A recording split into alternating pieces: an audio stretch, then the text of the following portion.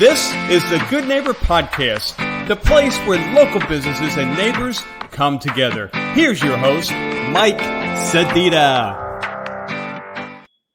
Good afternoon. Welcome to episode 72 of the Good Neighbor Podcast. My name is Mike Sedita, and we are thrilled to be joined today by the CEO of Flotilla Partners, Walter Connor. Walter, how are you doing today? I'm good, Mike. How are you? I am excellent. I'm waiting for the afternoon rain to come in, but it looks like it might hold off a little bit because we're going to talk about water. So I figured I'd throw in a rain plug because that's like what happens in Florida from June until September every afternoon. I don't know how familiar you are with the Good Neighbor Podcast and what we do and like how we got started. So briefly, just to give you a little bit of an explanation on what we have going on, the Good Neighbor Podcast started in 2020 during COVID. A guy by the name of Charlie McDermott in Southwest Florida said, hey, look, we're socially distant. How do we let business owners get in front of communities and families and residents? And how do we let charities and philanthropic groups let people know what's going on and still not be face-to-face with them? And the Good Neighbor Podcast was born. And in the last 3 years, we're now a national podcast. The whole premise behind the Good Neighbor Podcast is we're a national brand with a local audience. And fortunately for me, I get to talk to cool business owners and people that have things going on in the community and learn about their business here in Tampa. And with that said, I know you guys have a lot going on at Flotilla Partners, but tell me a little bit about the business. What is it and what do you guys do? Yeah, I appreciate that. So we are a water treatment services provider. We're based in Tampa. We are a private equity-backed platform. We launched the platform back in January with the simultaneous acquisition of 3 companies across the state of Florida. We've since made 2 other acquisitions, and we have a 6th that we are closing on in the next few weeks. So we are very acquisitive. Our goal is to be a world-class water treatment services provider across the state, the Southeast, and beyond. So in terms of what we do and services provided, on the residential side, we are handling, everything from hard water concerns, drinking water concerns, and well water issues. So that would be, water softeners, under sink reverse osmosis drinking water systems. And then, with about 1 in 10 people across the state of Florida have a well water source. So there's a number of issues that arise from that, whether it be sulfur, iron, and anything in between, whether it be staining that occurs from that or a smell. But I guess at the end of the day, the blocking and tackling of what we do is, our mission is to be stewards of, Earth's most precious natural resource. And I think with the growing concern around the quality of water across the country and obviously the world for that matter, I think that, we are filling a need by elevating this industry through the aggregation of small mom and pop businesses that we acquire, implementing technology to run the business, all to be more effective at providing services to customers. Yeah, that's kind of that was kind of the first follow-up question I had from this. So, you guys start in January and you grab 3 companies. Where are those 3 located? Are they all here in Tampa or are they across Central Florida or the state? Yeah. So one of them is in Land O'Lakes, so the Pasco County area north of Tampa. Okay. One of them is in Tampa, and then the other one is in the Port Charlotte area. Okay. Our other acquisitions that we've made since, one is in the I'd say the Crystal River Inverness area that services all of everything from the Gulf Coast and that area all the way into Marion County, the villages. That region. And then the business that we purchased in Orlando services the I-4 corridor all the way down to Palm Beach. Wow, that's big. The other acquisition. Yep. So that's a big geographic range. That must have been a big one. Number 5 must have been pretty big. Yep. We're growing rapidly, trying to scale. And again, the goal here is, yes, Flotilla Partners has only been around for, at this point, about 8 months, but, the collective, experience, the collective tenure and experience in the market is now pushing, 150 years between these businesses. So, we're preserving the legacy of those businesses. we're not being disruptive to the point where it's impacting the employees and the customers. Again, we're making investment into these businesses by implementing technology and better processes and procedures, again, to better service customers. So then can you talk about number 6, or is it still hush hush, not done yet? Still hush hush. Gotcha. What I would tell you is that our acquisition pipeline, and that would include active conversations and deals that we are getting very close to, moving forward with. It's across the state. It's across the Southeast and some other states. So as mentioned earlier, our goal is to scale, and we're going to do that through acquisition of a lot of these great companies. And I guess one thing to think about here is that we're not corporate raiders. We're not aggressively buying all these companies and gutting them for what has made them great. A lot of these owners are mom and pops, and they don't have an exit strategy, and they don't have a kid in the business. It's not a business that maybe their kid wants to be in for whatever reason. And so we're providing that liquidity event for a lot of these owners so they can move on to that next stage of their life. So I wouldn't even think of the corporate raider thing. That's not what I think about. It sounds like, and again, I don't know this. It's your business, not mine. I'm just a host of a dumb podcast. But what it sounds like is you guys are using technology to bring these businesses kind of up to speed so you're more efficient. But the two questions I have are you rebranding these businesses as Flotilla Partners so it's one umbrella brand, or are you keeping that local mom and pop feel and Flotilla Partners is like the overlying brand? Like, is that part of the strategy to kind of keep it like we feel like we're mom and pop, but we're technology savvy now and we can service you better?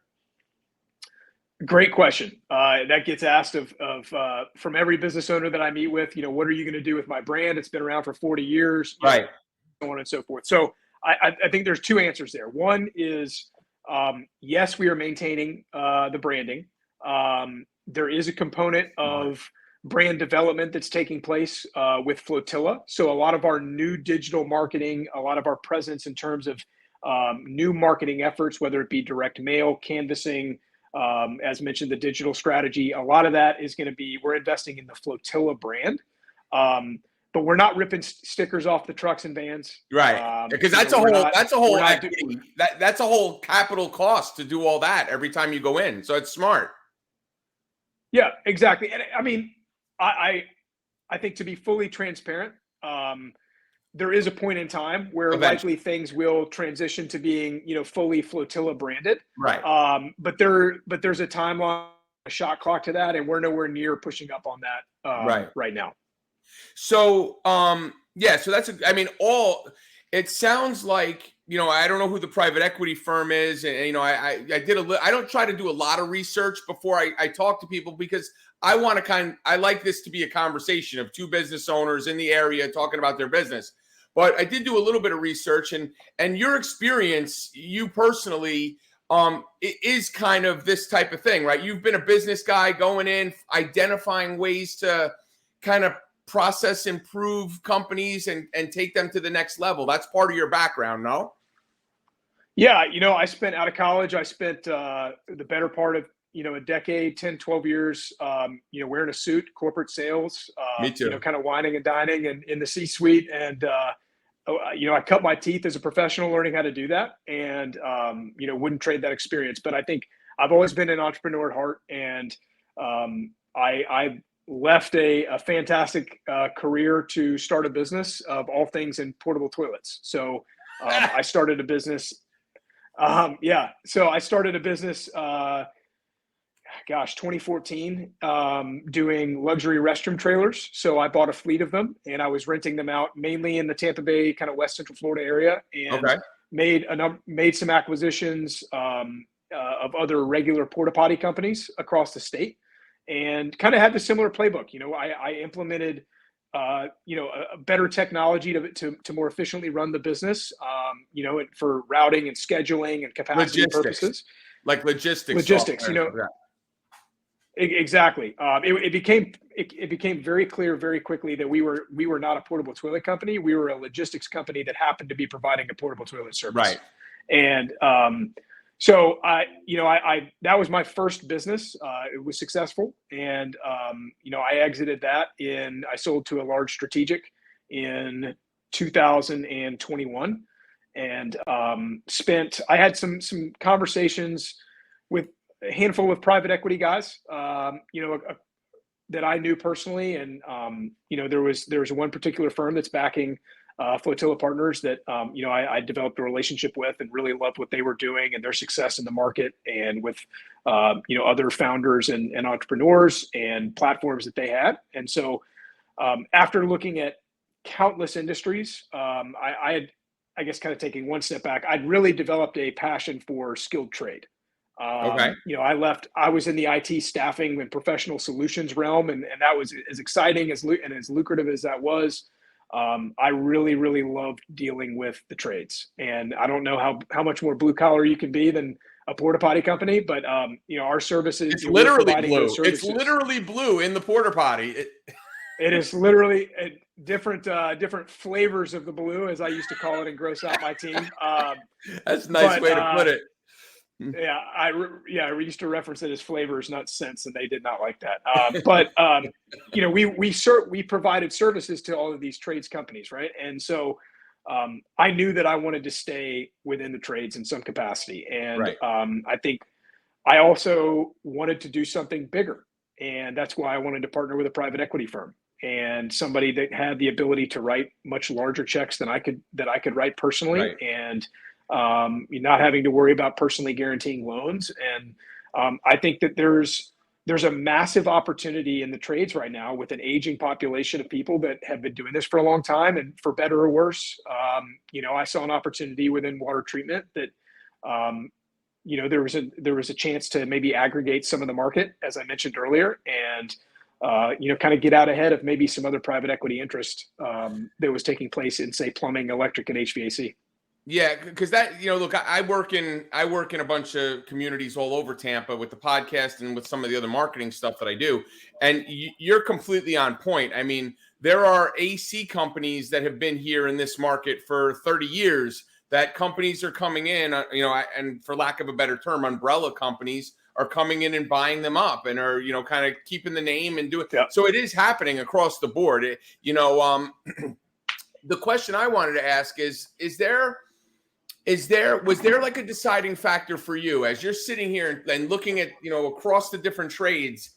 What was it about water in Florida? Was it that there is, like you mentioned wells and stuff like that? I find it crazy that there's wells in Florida, considering that the water table in the state of Florida is like the tip of my grass, let alone like underneath the earth. So like, was there something about that said to you, like, reverse osmosis systems are going to be prevalent in the next 10 years? Like, was there something that triggered you to do that? Yeah. As mentioned, after I sold my company, I spent probably 12 or 15 months kind of on the sidelines, becoming an amateur expert, analyst of sorts. And so I had the opportunity to evaluate a number of different businesses and industries and learn what made them tick, and also having the experience of what made mine tick. And there was a particular business that ended up becoming one of our first acquisitions that I had a personal relationship with the owner via my grandfather, and so that was the trigger point to say, hey, maybe I should take a look at this. But what I would say about that is, once I dug in, I realized pretty quickly that there simply wasn't, there's some large, strategics in the market that have been around for decades, but it was an industry that wasn't getting the same attention. And in similar fashion, like I mentioned about plumbing and HVAC and electric and roofing. But I think to take it one step further, if you look at the evolution of kind of personal water consumption, 25 years ago in the 90s, bottled water came out, and people were like, why would I pay for a bottle of water? I got it out of my tap, right? As a kid growing up here in Florida, I drank hose water with a lizard that would, you always had to run it for an extra second in case a lizard would run out of it. Right. So I think where we've come in terms of water quality, you always had that in manufacturing and healthcare and food service. But in terms of personal consumption, we went to bottled water. And in the last 5 or 10 years, it's gone from we can't waste plastic. Right. We should be using, reusable containers, right? And so that was a dramatic shift in, hey, instead of buying these pallets of water, maybe I should get something at my own home. And then I think the last piece of the puzzle is, you look at Flint, Michigan, you look at Jackson, Mississippi. There's a growing understanding of the forever chemicals and plastics in the water, and an aging infrastructure of the water itself, and old cast iron and iron pipes. So I think the consumer is becoming more aware of what's in their water, even though it's being treated by municipalities. Right. I think people are concerned about it. And so I think that was the opportunity that I saw, is to be the lead dog and create a world-class business that is providing best in service, best in class water treatment services. Yeah. And I mean, and that's only, go ahead. I was going to say, we're not trying to recreate the wheel. We are doing this solely by building on the blocks that have been created by these great companies that we're acquiring them. And one of the things that we're able to do is leverage, best practices from each one of those, and then apply them to other locations that we acquire. So that's what, we're getting better and stronger as we get bigger by applying all of those things across the platform. Well, so there's two things, right? The first thing I was going to say, based on what you're talking about, is really two things are converging at once to make this like kind of one of those pinnacle moments, because you have exactly what you said. The globally, we're talking about, recycling and the things we do and the waste that we have. So that's one component. And then at the same time, we've become, even though we're more obese on this planet than we've ever been in the history of man, we are more health conscious overall. So people are more acutely aware of what they're putting in their body. Those combination of those two things kind of lead you to, hey, look, if I have a great system built into my home that's going to give me years of service, it's worth it to do that. That was kind of my thought as you were talking about that. But the other part of it is what I was going to ask you is, and you just said it, kind of touched on it. So you do these initial 3 as you're getting started. Like, what is the timeline? Like, and it doesn't, I mean, I'm just ballparking it. Like, does it take you 6 months of, like, you see a company in Land O'Lakes and say, okay, let me go in and talk to these owners and sit with them and kind of do like, motion studies about what their day is like? Are you doing that granular of a touch and going this and seeing financials and figuring out what it's worth? Like, that time frame, does that take 2 to 6 months before you acquire those first 3? And then have you noticed now with the experience of that, are you kind of tightening up that timeline? Can you walk into a facility that does water treatment and know within the first, 2 days, is this worth going through, or is it not worth going through? You've gotten better with that? I know within the first 10 minutes. Okay. Yeah. Okay, cool. But did you on that first one, or did it take a little bit of time to kind of kick over some rocks and see what crawled out to figure out what was good, what wasn't? Or the first time out of the gate, you could sit down with them, talk about some financials and some operations, and no? I think from looking at financials and asking general operational questions, I was already good at that, having had experience analyzing and making acquisitions and selling a company myself. So right. That wasn't foreign. Clearly, being a new industry for me, there certainly was a learning curve. Vernacular, but sure, and terminology, stuff like that. Right, but it was a year in the works. So okay. It wasn't like we closed on these in January. It was like, oh, what do I do now? So it was very organized and buttoned up. Cool. I would say that like anything in life, you get better and more experienced, right? And so my conversations with new business owners now are more targeted. I know what questions to ask. I know what makes these businesses tick. So 100%. There's a much swifter evaluation process now, simply just because I'm in it. Right. Right. To answer your question about timeline, look, I'm not a suit. I'm an operator. I used to wear a suit. I'm glad I don't have to wear it anymore. Me too, brother. The same here. I don't tattoos. I wore the suit before I was allowed to have tattoos. I didn't have facial hair. The whole works. None of that stuff. I like this better. I agree with you. I classify myself as a country club redneck. is kind of how I would view that. I'm just as comfortable playing golf at my club as I am, doing anything else. Watching NASCAR. Sitting on the tailgate of my truck. And anything in between. But I would say that with that being said, I'm an old school guy. I'm a firm believer that handshakes, being true to your word are still the most important thing. And so I think you asked me what a timeline is for buying a business, or at least getting that started. It's truly dependent on the relationship that gets developed with that business owner. Right. I'm not coming in saying, I want to buy your business today. I'm saying, hey, can I buy you a cup of coffee? Kind of hear more about what you guys are doing, share with you what I'm doing. And maybe see if there's another conversation that can be had. And right. I think that's how it has to start. If you're buying or selling a business, just like any other product or service, you need to, for the most part, you need to kind of like the person, right? Yeah, well, an approach. It is a cup of coffee. You're right, but the approach to it, you got to be good at it. You're working on number 6 in 8 months.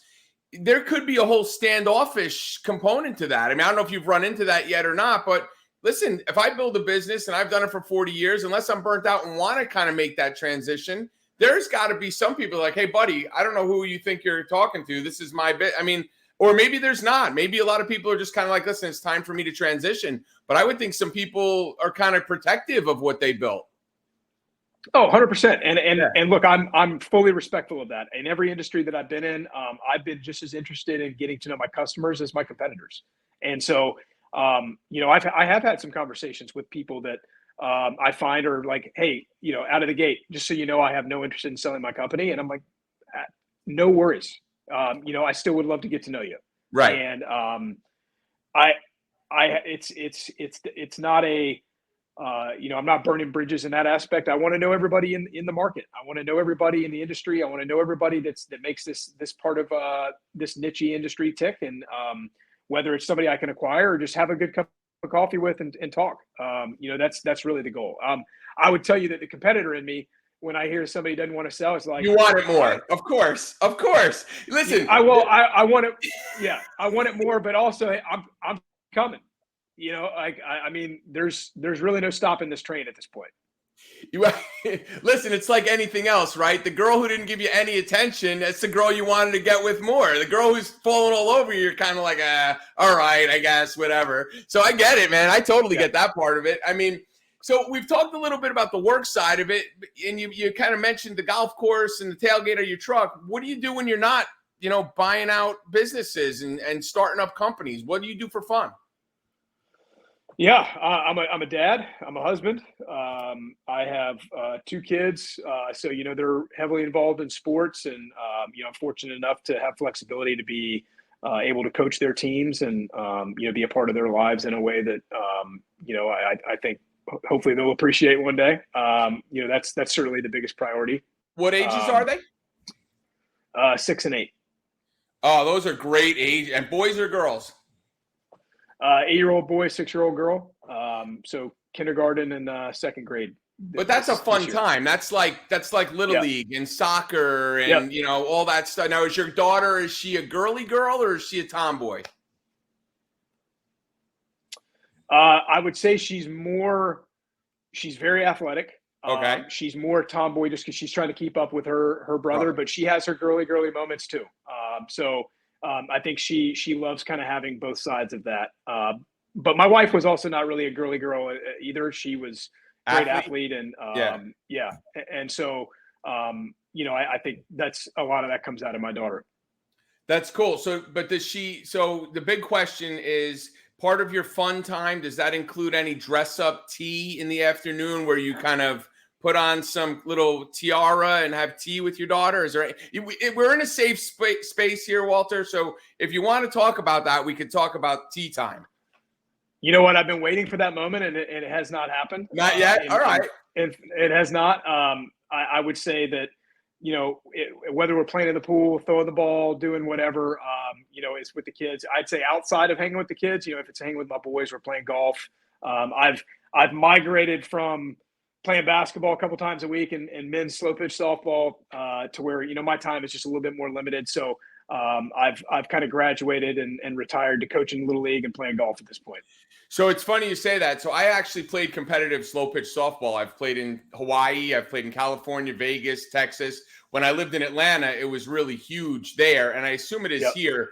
I've seen a field on 41, but at my age now, my back is so bad, one torqued swing and I could be done for hours. But I did play quite a bit and I enjoyed it. But you're right, it is a huge investment. I mean, you go to play a tournament. There was a time, okay, so I'm 51. Even into my early 40s where I would play league ball men's on Monday, sub on Tuesday, co-ed with my ex-wife on Wednesday, Thursday league men's, Friday one pitch, and then play Saturday and hopefully Sunday if it was a big tournament. I mean, beating the crap out of my body so bad where I've had now 5 shoulder surgeries. And I can't even, because of all that softball and the way you swing down and all that stuff, I can't hit a golf ball to save my life. I get so frustrated on the golf course. So that's good that you're at least able to transition to enjoy some of that time because I couldn't do it. That would make me miserable. For the record, the transition, the basketball was more knee related. Knee related. It was still my favorite. Still my favorite thing. That happened in my late 20s though, so which was unfortunate having to give that up. The softball thing, I still have a cannon for an arm. I'll hose people from outfield and. The golf thing, like I said, it's just more picking my battles right now. Right. It's limited free time just comparatively, from before kids. And, my passion being golf, outside of work. So that's where I spend my time. So I'll tell you one funny softball story. So I played in Alpharetta, Georgia, at league ball on Monday nights with team Done Right Sports. And our right fielder was a guy by the name of Mark Wohlers, who was the closer for the Atlanta Braves and won the 1995 World Series on the pitcher's mound, winning the World Series. That was my favorite team growing up. So it's my favorite team since I'm 10. So he's playing right field. We're playing a team, and the kid just doesn't stop talking trash. He's on first base. Now I'm pitching. I specifically throw a ball outside so he'll shoot it to right field to Mark Wohlers. Threw a 100-mile-an-hour fastball. The kid's rounding second, and I'm talking to him as he's going around the base saying, do not go on him. Wohlers throws a ball from about 280 feet. When I tell you, Walter, it doesn't get more than 7 feet off the ground, hits the third baseman's glove waist high, and the kid is still 6 feet from the bag. Our third baseman just laughs, walks over, tags him. And as he's walking off the mound, I'm like, you're an idiot. He was a major league pitcher. And he's, cursing me out as he's walking off the field. But we had some good teams. And Mark is a great guy. He's a realtor in Atlanta. But yeah, so that softball was great. My ex-wife played. We had a really good co-ed team. But again, my arms are shot from just I don't have a cannon anymore. Not that I ever really did. I was more of a pitcher, which is a skill. If you play that, you had a guy that could actually throw and make it move a little bit. But yeah, I miss it sometimes, but I don't miss it on Sunday mornings when I would just lay on the couch and groan and not be able to move. So I'm kind of that. I'm past that point in my life. So so what do you shoot? What's your handicap? What do you shoot when you shoot golf? It used to be a whole lot better. Right now it's a 14, just cause I mean, if I'm out once every other month, limited practice, there's moments of brilliance and I played in high school. So I used to be more consistent in my scoring. I think if I played a whole lot, I'd be, if I played the way I did back, in my 20s, I'd be, sub 10. But I just don't have the time to be, what it is anymore. It's that one chip from 95 yards to 3 feet of the pin that'll get you coming back every time over and over. You can shoot it off into I ruined so many people's houses and windows when I lived in Atlanta. It was terrible. But then you hit that one shot and you're like, everything just worked. And I want to come back and play some more. And then you hit 50 balls in the weeds, but you get that one shot and it kind of keeps you coming back. But you get to do that. So that's good. And what part of town do you live in? What area? I'm in South Tampa. It's where You're in South Tampa. Okay, very cool. Very cool. Is your wife a beach person or boat person? You guys do any of that stuff or no? Not really. Yeah, I mean, she's from in the same areas that I'm from, and we're fortunate to have family has a beach house in Anna Maria, so we try to Nice. get down there as often as possible, and Very nice. when available. And yeah, I mean, you grow up in Tampa, you're just, the water is part of you, whether it's fishing or just being. I mean, I spent a ton of time out on lakes up in Odessa too, learning how to ski and wakeboard, and That's cool. So I'm not a guy that spends every waking moment at the beach, but I love being at the beach. To answer your question. So we've talked about your business. We've talked about your business acumen and the foresight to kind of get into this line of work in this industry. We've talked about what you do for fun. As people are listening to this, I mean, this is a great podcast, not only for other business owners who have that entrepreneurial spirit that are thinking of possibly going into their own business, but also for homeowners that, have an investment in their property. If there's one thing you want that group of people that are listening, that are homeowners in their car driving and saying, maybe I need to make this investment, what's the one thing you want them to take away from what you do or about the businesses that you guys own? I'm not naming the brands by brand, but Flotilla Partners as a whole. What do they need to know? Yeah, I would say that, the water treatment industry historically, there has been, a bad image to it. There have been some players, and there still are, that are a little bit more snake oil. They want to sell you on all these things that are going to kill you, when they do this water test in front of you in a high pressure sale at your home. That's not who we are. Okay. We are a service first company that is a solutions provider. We are not pushing product. So we're not trying to knock on people's doors and try to explain to them the world's going to end if they don't install this piece of equipment. I look at this and to me, it's an essential item, no different than, your HVAC system or the plumbing and or electrical infrastructure. The state of Florida and other states have incredibly hard water. So, without a water softener or descaler, you're probably going to see that build up. Your shower heads and your faucets, all that stuff is building up in your pipes. So this is an investment in the integrity of the infrastructure of your home. It goes beyond, for women a lot, I don't have any hair, but, having hard water really disrupts the quality of their ability to wash their hair, your skin, obviously the drinking water side.